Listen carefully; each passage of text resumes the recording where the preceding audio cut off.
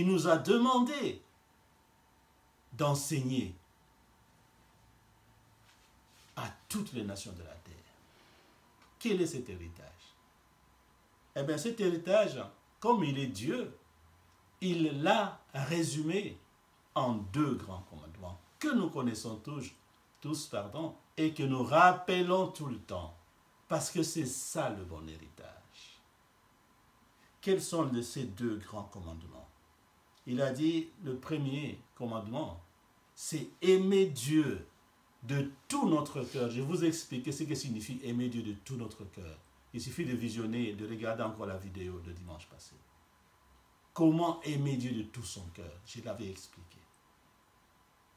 Et nous devons aimer aussi Dieu de toute notre âme. Je vous rappelle, le cœur, dans le corps physique, c'est le cœur, le temple de Dieu. De toute notre âme. Et je vous ai aussi expliqué comment aimer Dieu de toute notre âme. Parce que je vous rappelle que l'âme, notre âme, se trouve dans le sang. Et enfin, il nous demande d'aimer Dieu de toute notre pensée. C'est très important ce 3-là. N'oubliez jamais. Cœur, âme, pensée. J'avais expliqué tout ça. La vidéo est sur les réseaux sociaux. Ça, c'est le premier commandement. Deuxième commandement, nous devons aimer notre prochain comme nous-mêmes. Et Jésus-Christ a dit que de ces 2 commandements dépendent toute la loi et les prophètes. C'est-à-dire, si tu accomplis, si tu obéis, tu pratiques ces 2 commandements, ben, tu obéis à toute la loi de Dieu, les 10 commandements, tout ça. Et même, tu obéis à tout ce que les prophètes ont enseigné pour avoir le salut. Voilà. Ça, c'est juste un bref rappel de ce qu'on a vu la fois passée. Et n'oubliez pas, ces 2 commandements, les 2 grands commandements qu'on vient de rappeler, c'est pour le salut de notre âme. Mais c'est aussi pour le salut de toutes les nations. C'est pourquoi j'ai dit, il ne faut pas garder ça pour nous. Nous devons partager ces vidéos, partager, parce que l'enseignement sur la sainteté, c'est ça la clé de la réussite. Nous prions pour le salut de notre âme. Et si nous voulons sauver notre âme, nous devons pratiquer ces 2 grands commandements et les enseigner à toutes les nations. C'est-à-dire, j'avais expliqué ça va passer. Hein? Notre prochain, c'est qui? Je l'avais expliqué. C'est celui qui est dans ta maison, celui qui travaille avec toi, celui que tu rencontres dans le bus, dans le train, partout dans le monde où tu es, les personnes qui t'entourent. Bref, toute personne que tu rencontres dans ta vie, c'est celui-là, ton prochain. Alors, cherche à savoir si cette personne est disciple ou pas. Par des questionnements gentils, en causant, comme ça tu peux détecter, tu peux savoir si la personne, c'est pas compliqué. S'il est dans Christ ou pas, tu peux le savoir. S'il n'est pas dans Christ, transmets-lui sagement ce bon héritage. C'est ça notre travail. C'est ça notre mission principale sur la terre. Faire de toutes les nations des disciples de Jésus-Christ. Voilà le rappel. Et donc nous passons au repas spirituel d'aujourd'hui. De quoi nous allons parler aujourd'hui? Alors l'Esprit nous a mis dans le cœur de vous parler bien sûr d'une chose qui est toujours importante. Tout est important avec Dieu. Nous allons parler aujourd'hui, surtout en ce moment. C'est tout ce qui se passe en ce moment. Nous allons parler pour vous prémunir, n'est-ce pas, de la tentation. La tentation. Tenter. Ça, c'est le titre. Le sujet est le suivant. L'Éternel ne permet jamais, écoutez-moi bien, l'Éternel ne permet jamais que nous soyons tentés au-delà de nos forces. Nzambe a permetaka te que monguna a tenté biso na ndenge moko ya koleka ba force na biso. Vous comprenez, je pense. Ok. Donc l'Éternel ne permet jamais que nous soyons tentés au-delà de nos forces. Nous allons expliquer comment. Alors mes frères et sœurs, comme vous le savez déjà, n'est-ce pas? La tentation, c'est la sollicitation au mal ou la sollicitation au péché. C'est ça la tentation. C'est-à-dire, Satan nous tente en nous incitant ou en nous poussant à faire du mal. C'est ça son travail, Satan. Il vient nous inciter, nous pousser à faire du mal ou à commettre les péchés. C'est ça la tentation. Alors, ou encore simplement, c'est quoi la tentation? C'est que Satan nous demande de faire le contraire de ce que dit la parole de Dieu. C'est ça. Satan nous pousse à faire le contraire de ce que Dieu nous demande, ou de faire le contraire de ce que Dieu nous interdit. C'est important de comprendre cela. Retenez bien, Satan nous demande, nous pousse à faire le contraire de ce que nous dit la parole de Dieu, ou de faire le contraire de ce que nous interdit la parole de Dieu.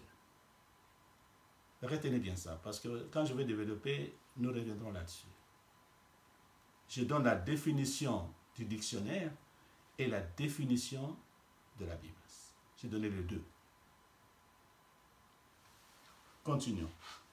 Alors, exemple, une tentation simple. La tentation d'Adam et Ève. Ça, c'est une tentation. Satan a demandé à Adam et Ève de faire le contraire de ce que Dieu a dit.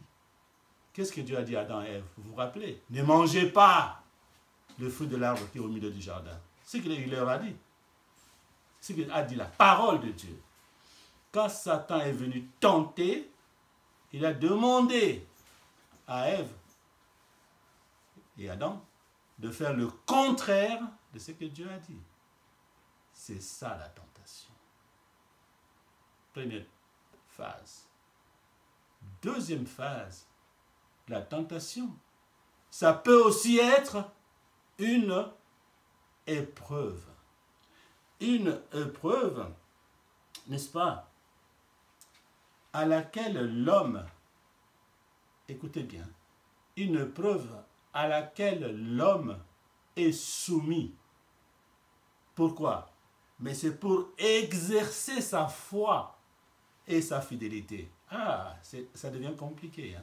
Mais c'est simple à comprendre. Ça, c'est la deuxième phase. La tentation peut être une épreuve. Ce n'est pas toujours Satan qui veut te demander de faire du mal. Non, non, non. Non, ça peut être une épreuve où je suis soumis, où tu es soumis ou soumise, pour exercer ta foi, ma foi et ma fidélité à Jésus. Vous voulez un exemple? C'est simple. L'exemple de Job. L'exemple de Job. Et quelle épreuve Job a connue? Là, c'est aussi une tentation. Voilà les deux types de tentations.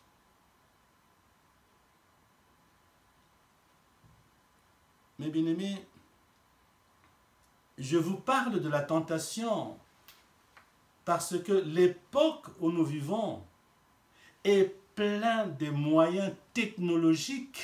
Il n'y a pas que Satan, mais il y a tellement de moyens technologiques que l'ennemi, bien sûr, Satan, utilise pour nous tenter. Il utilise quoi? Ben, la télévision, les téléphones, les réseaux sociaux comme Twitter, Facebook, WhatsApp, Instagram, Imo. Oh là là, il y en a plein. Satan est là-dedans. C'est pourquoi j'ai dit toujours, nous, enfants de Dieu, nous devons aussi inonder ces moyens technologiques. Ne laissons pas les terrains libres à Satan. Nous devons être à la télévision. Nous devons être au téléphone, prier au téléphone, ça se fait. Comme nous utilisons Zoom, ça se fait. Nous devons être partout, dans Facebook, Twitter, mais que pour transmettre le bon héritage que nous avons étudié la fois passée. Utilisons ces moyens pour transmettre le bon héritage que Jésus-Christ nous a laissé. Partagez les vidéos. Souvent on se dit, mais comment je vais évangéliser? Mais je vous donne les clés, ce n'est pas compliqué. Déjà, ces vidéos que nous faisons dans la mission Evie, partagez. Si vous connaissez quelqu'un, il y a beaucoup de sujets, Dieu nous donne beaucoup de sujets. Voilà. Si vous connaissez un problème qui dérange un prochain à toi ou à vous, mais choisissez parmi les vidéos que nous avons. Il y a beaucoup de sujets. Tu dis, mon frère, ma soeur, je sais que tu passes un moment difficile, mais écoute, Dieu est avec toi. Je te propose d'écouter cette vidéo. Et voilà, c'est de l'évangélisation. Ces petits gestes que tu as fait là, ça peut sauver une ou plusieurs âmes. Alors, n'hésitez pas. Utilisons ce moyen. Parce que Satan utilise les mêmes moyens. Satan a copié à Kamabiloka et Yanzambi. Tout vient de Dieu. Je vous ai déjà enseigné ça. Les idées, les inventions, les initiatives, ça vient de Dieu. Quand Dieu met quelque chose en place, l'Internet, c'est une connaissance de Dieu. Satan vient toujours pour en profiter. Alors ne nous laissons pas la place quand même. C'est nous qui devrions être plus dans ce truc-là. Voilà pourquoi nous mettons nos enseignements partout. Dans Facebook, dans Instagram. Je mets ça partout. Nous devons être là. Parce que Satan est là. On doit le combattre partout où il est.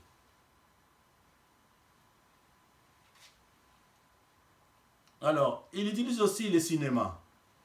C'est pourquoi, si Dieu va nous aider, nous sommes en train de faire les travaux, on va mettre un grand écran ici, on va commencer à organiser des séances de cinéma, ici dans notre chapelle. Et là, nous allons visionner des films religieux. Parce que pour que les gens ne regardent pas que le film, on a du mal à regarder le film avec les enfants. C'est compliqué, les films du monde, comme on dit, des films profanes. C'est compliqué, il y a des scènes là un peu bizarres. Des violences qu'on ne peut pas supporter, nous, enfants de Dieu. Alors, pourquoi nous, on n'est pas organisé des séances de cinéma? À la chapelle, par exemple. On peut le faire. Et c'est l'occasion pour inviter nos amis, pour évangéliser. On va demander aux frères qui ont des cassettes de films sur Moïse, sur, je sais pas, des bons films religieux, ça existe. Il vient avec, on projette. Ici, on peut être une cinquantaine de personnes, donc c'est déjà pas mal. Ne laissons pas seulement Satan utiliser le cinéma. Nous devons être là aussi.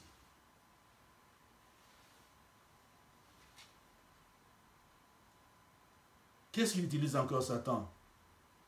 Oh là là. Il y a les dessins animés. Il y a les jeux vidéo. Je me rappelle, une personne qui était ministre ici en France, il a dit, papa, maman, faites attention aux jeux. Quand ton enfant fait des jeux dans sa chambre, il faut faire les jeux avec lui. Parce qu'il y a des jeux qui sont dangereux. Il faut des suggestions là-dedans dans les jeux. Là. Toi, tu es au salon là-bas, l'enfant est en train d'apprendre des choses bizarres avec son jeu.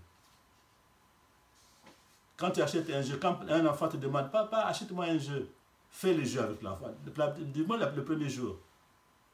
Regarde tous les jeux jusqu'à la fin. Parce qu'il y a des jeux qui cachent des choses bizarres. Alors faites attention, vous êtes prévenus. Satan utilise des jeux vidéo, des dessins animés, la musique profane. Vous connaissez la musique. Faites attention à tout ça. Et il y en a tellement.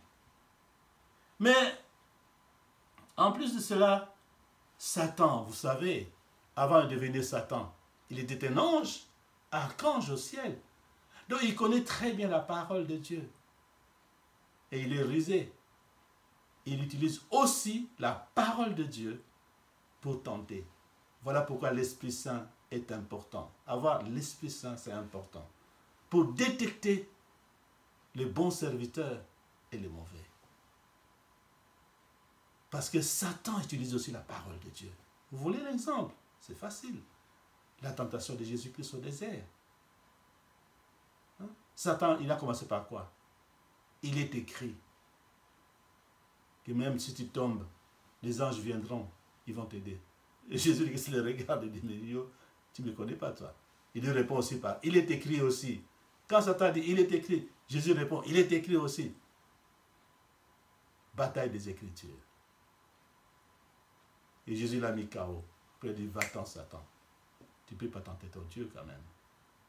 Satan connaît bien la parole de Dieu. Donc, il utilise aussi la parole de Dieu. Alors, faisons attention. Alors, voici la question que nous nous posons aujourd'hui. Comme Satan a tous ses moyens cités ci-dessus, la télévision, le cinéma, tout ce que j'ai cité, et la parole de Dieu aussi. Mais dis donc, est-ce que tout cela doit nous inquiéter, nous enfants de Dieu? Tous ces moyens que Satan a pour nous tenter, est-ce que ça doit nous inquiéter? Est-ce que ça doit nous inquiéter? La parole de Dieu, la Bible répond non, c'est niet. La Bible est catégorique.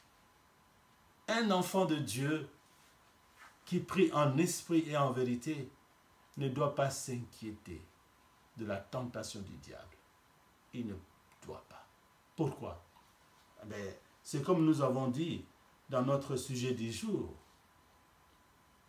Je vous rappelle le sujet. L'Éternel ne permet jamais que nous soyons tentés au-delà de nos forces. L'Éternel ne permet jamais que nous soyons tentés au-delà de nos forces. Donc il n'y a pas de raison de s'inquiéter. Et c'est écrit dans la première épître de Paul aux Corinthiens, au chapitre 10, verset 13. Première épître de Paul aux Corinthiens, au chapitre 10, verset 13. Je lis la parole de l'Éternel. Aucune tentation ne vous est survenue qui n'ait été humaine. Et Dieu, qui est fidèle, ne permettra pas que vous soyez tentés au-delà de vos forces. Mais avec la tentation, écoutez, avec la tentation, il préparera aussi le moyen d'en sortir, voyez, afin que vous puissiez la supporter. Mais il est extraordinaire, ce Dieu-là. Il est extraordinaire. Mes frères et sœurs, comme d'habitude, pour bien saisir la teneur de la parole, je vous parle toujours de l'auteur du texte et pourquoi il a écrit cela. 1 Corinthiens, c'est une épître qui a été écrite par Paul. Et il a adressé cette épître à l'église de Corinthe qu'il avait créée en l'an 51 après Jésus-Christ. Donc, Jésus-Christ a utilisé l'apôtre Paul pour créer l'église de Corinthe. Là maintenant, je vous explique pourquoi il a écrit. Et on va saisir vraiment la teneur de la parole. Retenez, c'est Paul qui a été utilisé par le Seigneur pour créer cette église. Donc, vous comprenez déjà l'attachement qu'il y a entre Paul et l'église de Corinthe. Il a écrit cette épître en l'an 56, donc il a créé l'église en l'an 51 et il a écrit l'épître en l'an 56, donc 5 années après. Pendant que lui était à Éphèse, parce qu'il s'est déplacé beaucoup, l'apôtre Paul. Il était missionnaire, il était apôtre. Donc l'apôtre, c'était un bâtisseur, quelqu'un qui construit, enfin, que Jésus utilise pour fonder des églises. C'est ça l'apôtre. Donc il s'est déplacé beaucoup. Il a été utilisé à Corinthe, après il était à Éphèse. Éphèse, c'est une ville, n'est-ce pas, qui était dans une région qu'on appelait la Lydie. Et c'est situé à la Turquie actuelle. C'est vers l'ouest de l'Asie. La Turquie actuelle, c'est là, Éphèse. Paul était là, à Éphèse. Et qu'est-ce qui s'est passé? Pendant qu'il était à Éphèse, il a entendu des problèmes à Corinthe. Et il y a 3 personnes justement qui sont venues, 3 émissaires. Ça n'allait pas. Ne vous étonnez pas de ce qui se passe aujourd'hui. Hein. C'est pourquoi je donne tous ces détails-là pour que nous comprenions bien la parole. À l'époque de Paul, ça n'allait pas à Corinthe.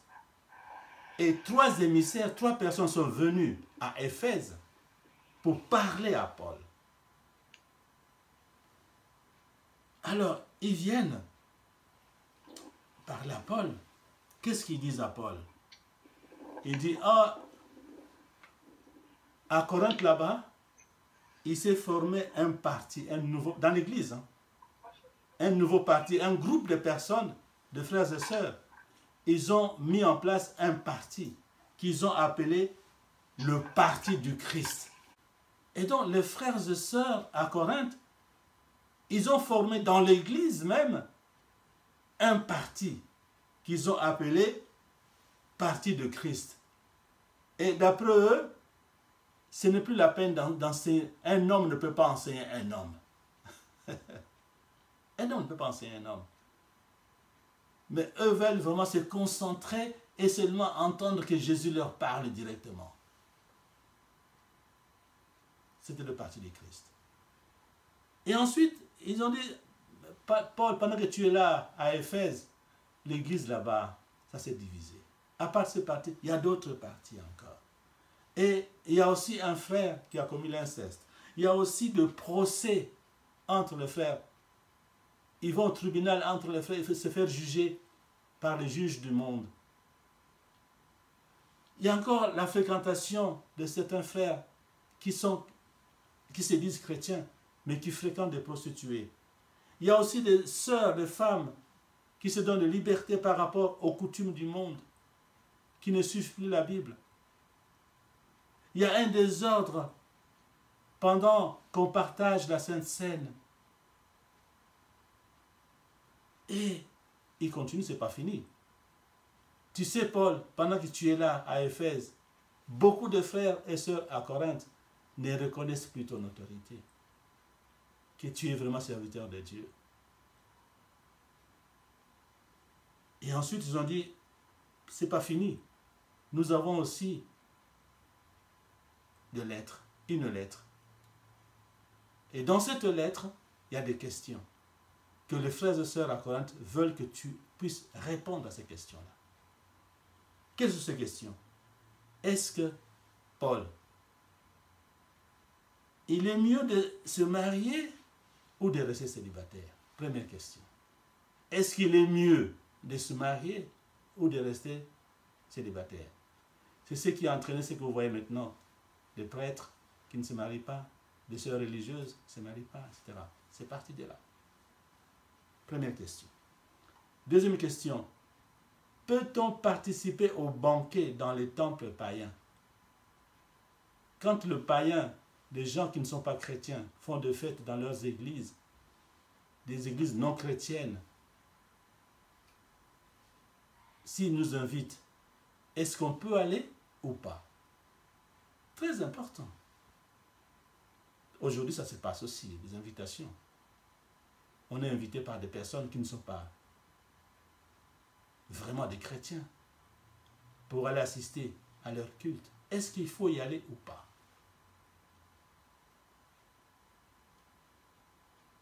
Troisième question, une question par rapport aux dons spirituels. Les offrandes, comment les gérer, les dîmes, tout ça, etc. Comment les gérer, tout ça. Ça pose toujours des problèmes, l'argent. Et ensuite, les problèmes avec la vie, notre vie en tant que chrétien, et les voisins qui nous entourent, qui sont encore païens, ce qu'on appelle les gens du monde. Comment gérer ces relations-là? Voilà les questions. Et voilà pourquoi Paul était obligé d'écrire cette épître aux Corinthiens. C'est à cause de tout ce que je viens de vous expliquer. Et quand vous regardez bien ces causes, elles sont toujours en activité aujourd'hui. Ces causes existent jusqu'à présent. Les divisions dans l'Église, les tendances dans l'Église, vous le savez, il y a une grande église protestante en France et une autre grande église que je ne vais pas citer, vous êtes au courant. Ils se sont mis ensemble. C'est une référence de l'église protestante en France. Mais ils ont décidé de bénir les mariages des homosexuels dans l'église. Alors que, vous le savez, Dieu a fait descendre le feu sur Sodome et Gomorrhe à cause de cela. Mais aujourd'hui, où je vous parle, dans ces églises-là, de grandes églises protestantes en France, ils bénissent le mariage des homosexuels. Dites-moi. Est-ce que les choses ont changé? Pas du tout. Des gens continuent à fonctionner comme à l'époque de Paul. Ce qui dit la Bible. Ce qui a été, c'est ce qui est. Ce qui est, c'est ce qui sera. Alors, faites attention à la tentation. Faites attention à la tentation. Pour cela, nous avons besoin de l'Esprit Saint. Parce que les problèmes qu'il y avait à l'époque de Paul, ça existe. Même jusqu'à présent, il y a des frères qui continuent à fréquenter des prostituées. Il y a encore des frères. Jusqu'à présent, il y a des sœurs qui continuent à faire n'importe quoi dans l'église. Et en dehors de l'église. Comme à l'époque de Paul. Les tentations qu'il y avait à l'époque de Paul sont toujours là aujourd'hui. Voilà pourquoi je vous parle de la tentation. Satan utilise tous les moyens dont nous avons parlé plus haut pour créer des problèmes dans l'église. N'est-ce pas? Mes frères et sœurs, l'apôtre Paul nous dit aujourd'hui à travers l'extrait de sa première épître que nous venons de lire, de ne pas nous inquiéter. Parce que notre Dieu, le Dieu d'Abraham, d'Isaac, de Jacob et de David, ne peut pas permettre, comme nous venons de le lire, qu'une tentation du diable soit au-dessus de nos efforts. Autrement dit, un vrai enfant de Dieu, écoutez-moi bien, ne doit jamais dire que ce n'est pas de ma faute, c'est la faute de Satan qui m'a tenté, ou c'est la faute de telle personne qui m'a entraîné dans le péché. Fausse excuse. Dokutanayo. Pourquoi j'ai dit ça? Parce que c'est l'argument qu'Adam avait utilisé après avoir mangé le fruit de l'arbre de la connaissance du bien et du mal planté au milieu d'Éden, vous le savez. Qu'est-ce que Adam avait dit quand Dieu a appelé Adam, tu es où? Adam répond. L'homme répondit, la femme que tu as mise auprès de moi m'a donné de l'arbre et j'en ai mangé. C'est écrit dans Genèse 3:12. C'est pas moi, mon Dieu. C'est la femme que tu m'as donnée. C'est lui qui m'a donné des fruits et j'ai mangé. Ah mon Dieu, c'est pas de ma faute. Si j'ai péché, c'est parce que c'est Satan qui m'a tenté. Ah mon Dieu, j'ai péché parce que c'est tel frère ou telle sœur qui m'a dit de faire ceci et cela. Non. Non, non, non, non, non, non, non. Ça ne fonctionne pas comme ça. Dieu a puni sévèrement Adam et Ève parce qu'ils avaient cédé à la tentation. Pourquoi j'ai dit qu'ils avaient cédé à la tentation? Mais alors, parce qu'ils avaient la possibilité de vaincre cette tentation. Comment? Mais tout simplement en se souvenant de la parole de Dieu. Quand Satan leur a parlé, s'ils se sont souvenus de la parole de Dieu, ils n'allaient pas commettre ces péchés. Parce que Dieu leur avait dit, non, non, non, non, non, ne mangez pas. Dieu leur avait prévenu avant d'être tentés par Satan. Donc ils avaient l'arme nécessaire, la parole, pour lutter contre Satan. Comme Jésus, quand Satan lui a dit, il est écrit, il a dit, ah, il est aussi écrit. Il devait dire à Satan, non, on ne mange pas, parce que Dieu nous a dit, le jour que nous mangerons ce fruit-là, voici ce qui nous va nous arriver. C'est pourquoi Dieu les a punis. Ce n'est pas parce que ils étaient faibles. Mais non, parce qu'ils ont cédé à la tentation. Alors qu'ils avaient la connaissance. Ils avaient la connaissance qui leur permettait d'éviter cela.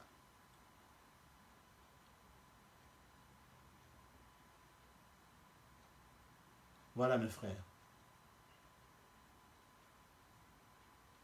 Alors, à ce qui nous concerne, je vais aller vers la fin. C'est la même chose. Dieu nous a déjà prévenus. Depuis l'époque de Moïse, il a donné les 10 commandements de Dieu à Moïse.